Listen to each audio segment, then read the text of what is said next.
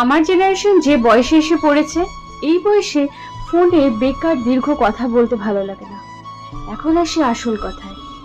3 দিন বন্ধ পেলে সুন্দরবন বান্দরবন ঘুরতে যাওয়ার চেয়ে বাসায় মরার মতো ঘুমিয়ে থাকা অনেক ভালো। তার সাথে তর্ক করার এনার্জি নেই।